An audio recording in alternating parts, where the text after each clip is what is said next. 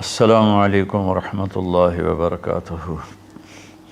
بسم اللہ الرحمن الرحیم، والصلاة والسلام علی رسولہ الکریم وعلی آلہ وصحبہ اجمعین، اما بعد۔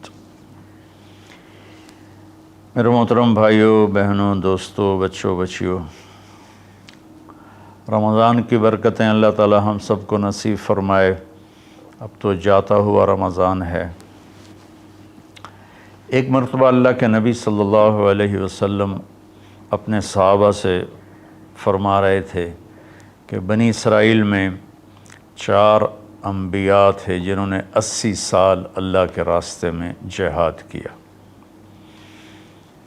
تو صحابہ افسوس سے کہنے لگے، یا رسول اللہ، ہماری تو عمر بھی 80 سال نہیں ہوتی، کم لوگ ہی اس عمر تک جاتے ہیں، اور جب 80 سال کے ہو جاتے بھی ہیں تو کسی کام کے نہیں رہتے، تو پھر وہ تو ہم سے بہت آگے نکل جائیں گے۔ تو میں قربان جاؤں ان صحابہ پر جن کی دلداری کے لیے اللہ قرآن اتارتے تھے۔ سبحان اللہ۔ ایک واقعہ یاد آ گیا، ایک آیت آئی، لا یستوی القاعدون من المؤمنین والمجاہدون فی سبیل اللہ۔ یہ آیت آئی کہ گھر میں بیٹھنے والے اور جہاد کرنے والے برابر نہیں ہیں۔ جب آپ نے یہ آیت سنائی تو اس محفل میں ایک صحابی بیٹھے ہیں، عبداللہ بن ام مکتوم، وہ نابینا تھے۔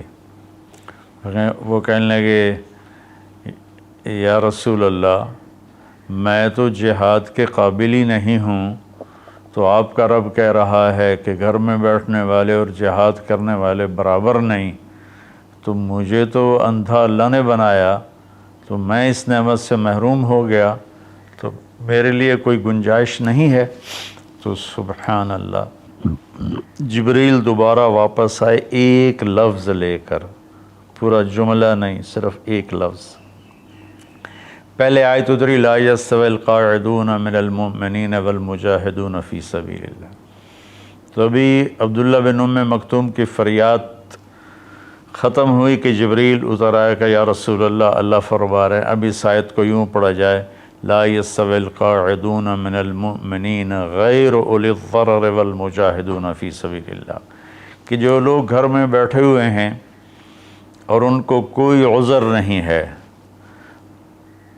اور وہ اللہ کے راستے میں جہاد نہیں کرتے، تو وہ اور اللہ کے راستے میں جہاد کرنے والے برابر نہیں۔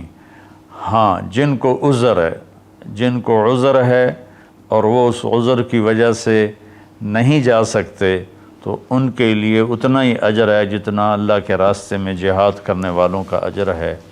یہ ایک ایسی جماعت اللہ نے دنیا میں بھیجی، 1,24,000 صحابہ تو حج میں تھے، صحابہ کی تعداد اس سے زیادہ ہے، وہ 1,24,000 حج کی حاضری تھی۔ تو اللہ تعالیٰ نے ان کی طفیل پوری امت پہ کرم کیا۔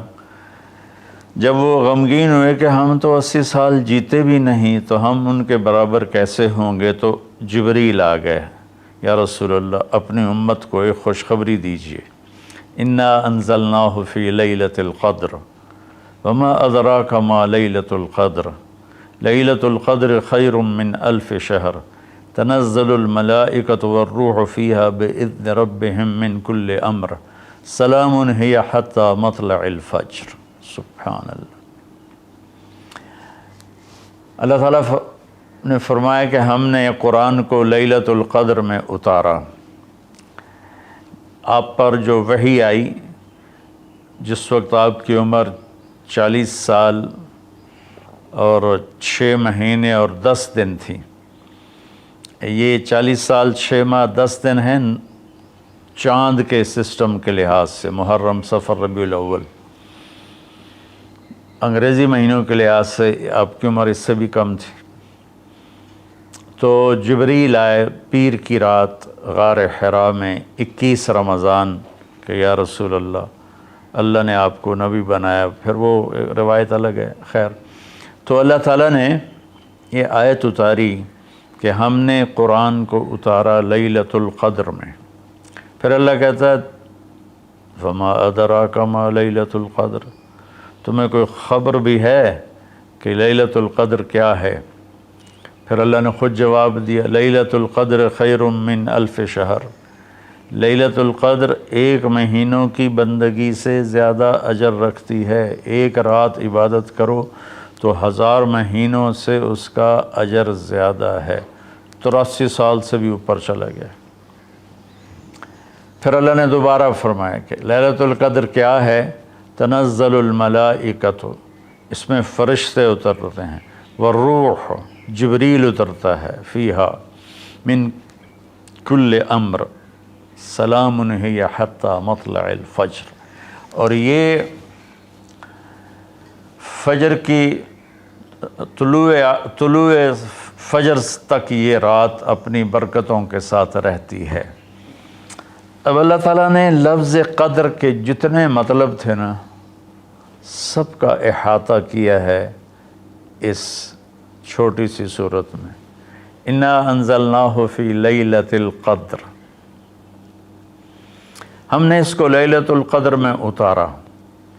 وما ادراک ما لیلۃ القدر، تمہیں پتہ ہے لیلۃ القدر کیا ہے؟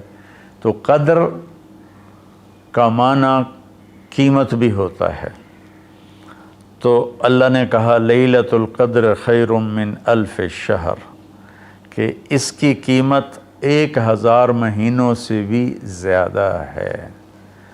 قدر کا معنی تعظیم بھی ہوتا ہے۔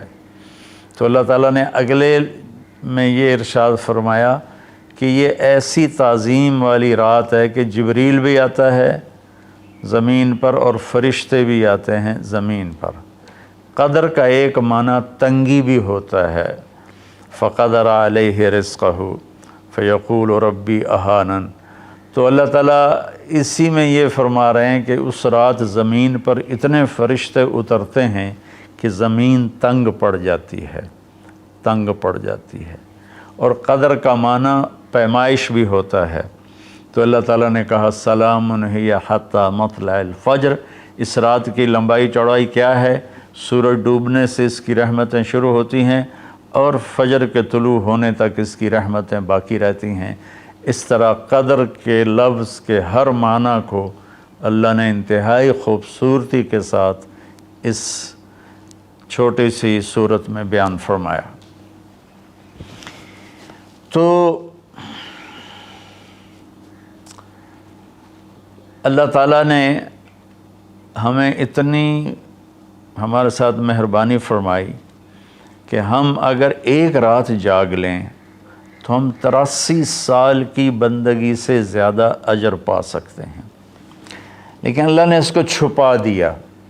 21، 23، 25، 27، 29 ان 5 راتوں میں چھپا دیا۔ اچھا چھپایا کیوں؟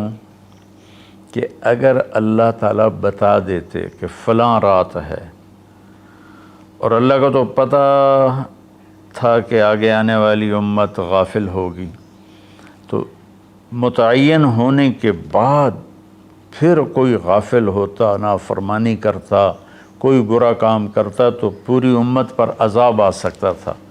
تو اللہ تعالیٰ نے اپنے فضل سے اسے چھپا دیا۔ ایک تو اس وجہ سے کہ معلوم ہونے کے بعد قدر نہ کریں تو پکڑ آئے گی، دوسرا اس طرح کہ ہمیں 5 راتیں جاگنے کا موقع مل جاتا ہے کہ شاید یہ رات ہو، شاید یہ رات ہو۔